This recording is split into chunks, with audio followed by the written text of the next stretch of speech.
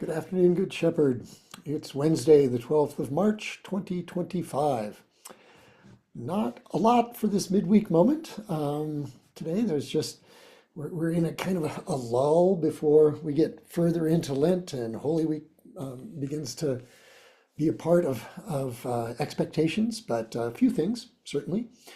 This coming Sunday, reminder, of course, that services are at 7:45 in the chapel and Zoom, and then at 10:30 in the sanctuary with live stream. Couple words about the 10:30 service. I know that we've got a wonderful thing that the bells are going to be doing, so come for that. And also, the anthem was written by a mystic from the Middle Ages, Saint Hildegard of Bingen. So I'm looking forward to hearing that. So a couple of things to look forward to for that 10:30 service. Between the two services, of course, is the Faith Forum, and we will continue our discussion of the book Will You, having to do with our baptismal promises and how they sort of relate to questions of evangelism. The last week's introduction to all of that is online, and I know that the announcement for that or the reminder of that went out day before yesterday, and so you can find that recording. I still have a lot of books, so if you need a book and want to connect with us on that, please let me know. I'll have them available this coming Sunday. And then tonight we begin a soup supper discussion for Lent, during Lent, called Make Me an Instrument of Peace. And you're welcome to come on down. We will start with soup at 6 p.m. and then move into prayer and then into the topic itself. This is a 5-week series.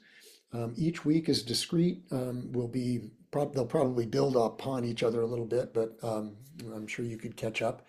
It is a series of videos, short videos, and then there'll be discussion at each table. We'll have eaten, so that we'll be at a table.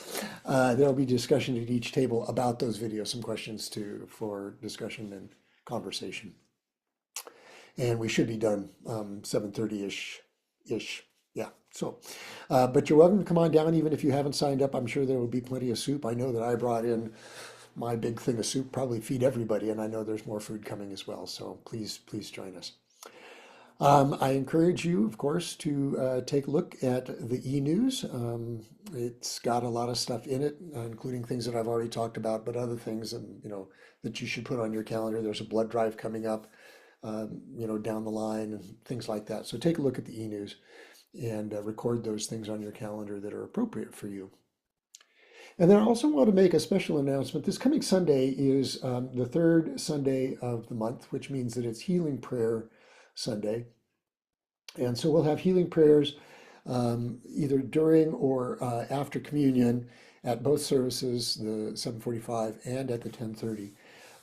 There are little flyers, pamphlets, when you go into the sanctuary. They're on the little table that's just right inside the doors. So if you're wondering about what healing prayers are, what they're all about, just pick up one of those pamphlets. We'll make sure that we have some out there for the 7:45 service as well.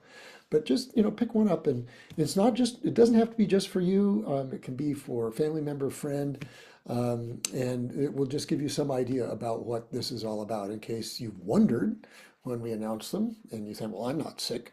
That doesn't necessarily disqualify you from going up and having somebody pray with you for a particular situation that needs healing.